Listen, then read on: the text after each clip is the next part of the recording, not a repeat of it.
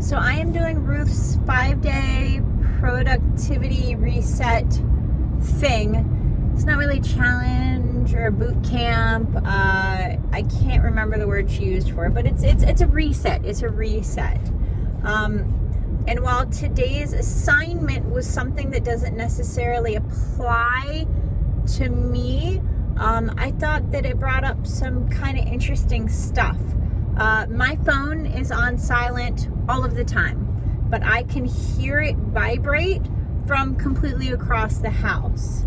I don't use push notifications unless I'm expecting a response to something like an email or a message about shipping or something like that. So I don't get push notifications every time something comes in.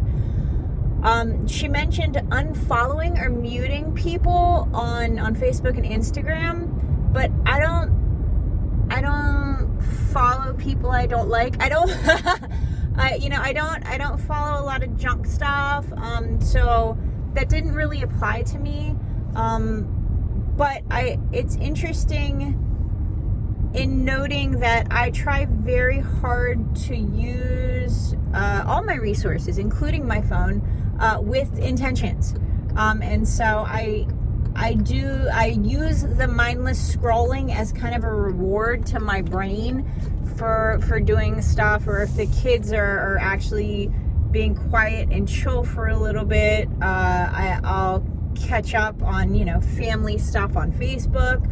I'll see what my favorite creators are doing on Instagram. I don't really spend hours on apps. I post a few times a day for business and for personal stuff, depending on what's going on. So I try very hard to use it with a little bit of mindfulness. Now, that's not to say that everybody doesn't say the same thing, but for me, that was a chore. And it took me really a year to get into the idea to realize that it was causing me anxiety. And so I did unsubscribe from a bunch of email lists that I hadn't used for years. And I left groups that I wasn't using. So I did a tech clean out a year and a half, a while ago during the plague, when I kind of realized, this isn't helping me. This isn't bringing me peace and joy. So, I yeeted that stuff. The other thing she mentioned, we talked today about barriers to productivity. And I feel like a lot of people use the term excuses in a very broad, general sense.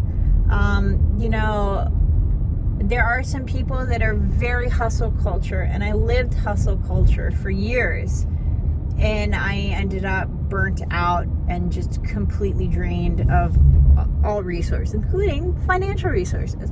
And so it didn't work for me. It works for some people, that's great. But I realized that there are some realities that are not excuses. And I feel like that, especially as women, because it is a women's group, we really need to point that out. Women who are sole or primary caretakers of younger children have way more mental task loads and responsibilities to care for those children, and it takes time. And I'm not saying that as an excuse, you can't do anything. I'm saying, A, we should be appreciative of it. And B, the reality is that gives us less mental wavelength to do other things, and less time and resources, financial and otherwise, to do the stuff that we want or need to do in other areas. People with health issues. It took me years to accept that I have chronic health conditions, It's not a daily thing, which I think might be easier in some ways, because when flare-ups happen, they tend to be surprises. And that really throws a wrench into plans that I may have made.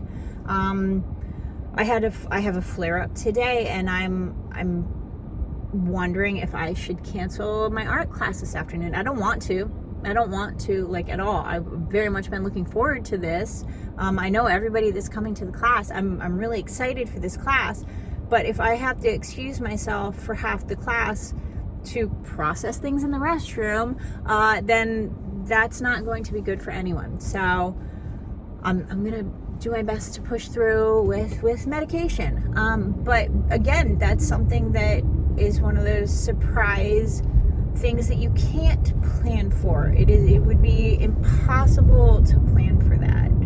And I think that we need to accept that and talk about that because, I'm not the only one out there with health issues. I'm not the only one out there with chronic issues. I'm not the only one out there who caretakes for someone with a disability. So I recognize how broad that is, and yet we still don't take that into consideration when we talk about productivity, because in recovery tomorrow, because my body will be so exhausted from purging and doing whatever it's doing today, tomorrow I will be exhausted. Tomorrow I will not be productive at all, and not by choice. And that's even more frustrating, I think, is that I won't have a choice. My body will be exhausted. Tomorrow I will be physically not able to do much at all. And so, in acknowledging that and accepting that, even though I don't want to accept it, it's not an excuse. It's a reality that I have to deal with and work around.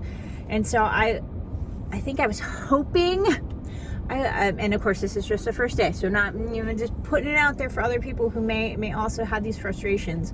I think that up front, when we talk about, hey, we have these lives that are actually pretty normal lives. These aren't excuses. These are realities that we need to accept. And it would be really nice to have suggestions and plans for workarounds to deal with these things. But most people don't advocate or plan for that. So I may suggest that in the group today. But it's something that I think about immensely, especially when I'm thinking about, okay, I have shows. I have a show each month starting in September. And so now I need to figure out, am I going to do classes? Am I going to do online stuff? Am I going to focus on making product for the shows? How am I going to balance all this? Oh yeah, and 2 kids going back to school, and I'm homeschooling one of them. Like, it's a lot. It is. And a lot of people have a lot. A lot of people have more kids than I do, and more stuff, and kids with sports, and kids with hobbies, and older kids who are driving and borrowing the car. And there are always a lot of moving pieces. And I did not appreciate this at all as a childless 20-something person. I did not. So I would like to apologize to other people that I may have judged in my youth. I apologize. I am sorry. Not that I would make snide remarks, but in my head I would wonder, what are they complaining about? What are they worried about? That's so weird. No, I get it now. I totally get it now. But I think that there needs to be more of a focus on that. Parental duty is a thing. It's a thing. It does take mental resources. It does take a tremendous amount of time, especially when the kids are young. I mean, I have a 2nd grader and a 3rd grader. That's a lot of work. When the kids are older, obviously, when they're in middle school, they're going to be more independent. They may still ask me for snacks every 2 minutes. I don't know. But things will certainly be different, and I will have different kinds of challenges. I'm going to be having to figure out, timeshare issues and co-parenting, and chances are we'll probably be married again by then. The ex will be probably too, and so balancing all that, we're hoping to move to the farm in a few years, so there's a lot of moving pieces, and it doesn't stop. It just evolves and changes. And I would really like for somebody to kind of be like, yeah, we realize this is happening. We realize that people have this going on, and thank you for doing all that you do. Let's help you do it better. Not, hey, just shut off the distraction of social media. I think most of us honestly have. I don't know. Maybe they haven't. I did. Once I realized that it was impacting my well-being, I did. But grandma still buys People magazine and reads all the trash. So I can't say.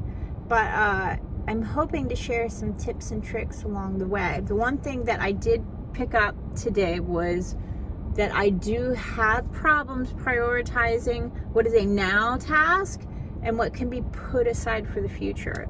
Because I make a list of all the things that I need to do in like a week.